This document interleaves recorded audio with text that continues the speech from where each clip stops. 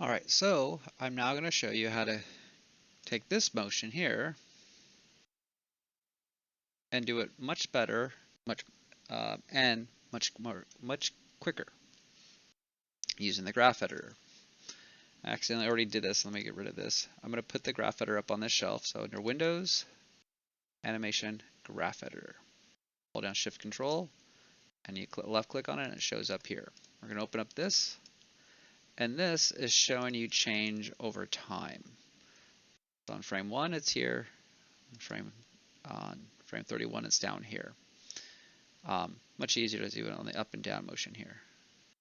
Oops, a little bit off here.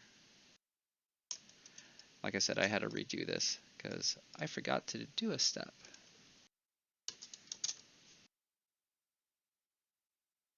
So watch this as I go through, and I have to clean it up first. I have to pull out some keys. I'm going to right click, delete, right click, delete. As you can see, it's cleaning up taking all those keys out. Ta-da. All right, let's do that to, that one's good. And then here, if I want to get rid of more keys, you can right click and delete each one, or you can hold down Shift, left click, drag, let go of Shift, left go of your left click, then right click, delete. Shift, left click, drag, let go of your left click, let go of your Shift, right click, delete. It doesn't matter which one you let go first. You can let go of your Shift first, you can let go of your left click first if you want. But Shift, right click, delete. Left click, delete, sorry. And now everything's back to kind of the foundational points.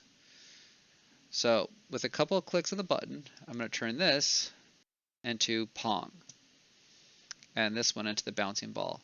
And I'll do this in about, say, 2 seconds. Watch. Select linear.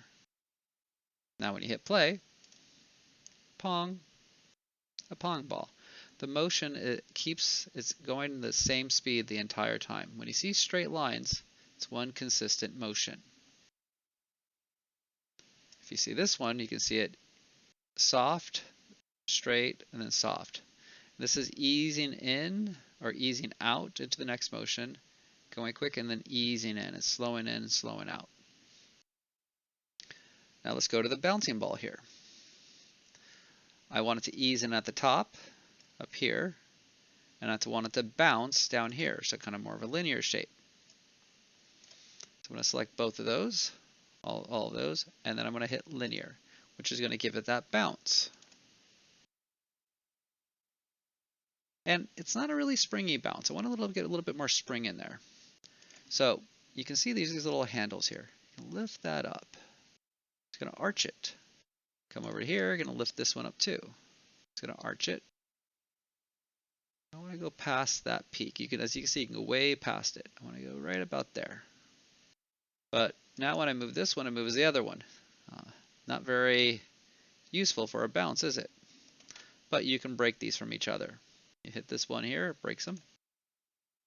Lift that one up. And lift this one up. Now when you hit play, it's much more of a bounce. Traditionally, like a nice little bounce effect there. So we did all these same actions with much fewer keys, with much more precision. In time, this graph editor, you're going to get more and more comfortable with it, but it takes time. This is not intuitive.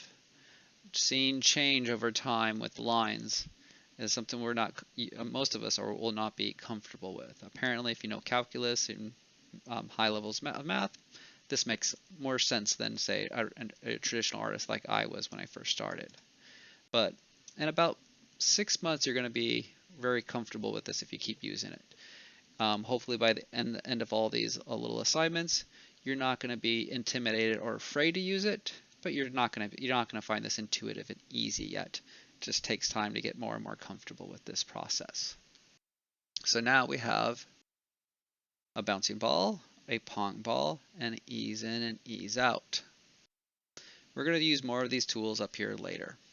But as of now, using the linear here and using the broken ones work pretty well. The one right next to it will flatten it out. these are the two that we'll use most often. Actually, there's this third one over here that's very, very useful. But largely, those two are the part that works really well.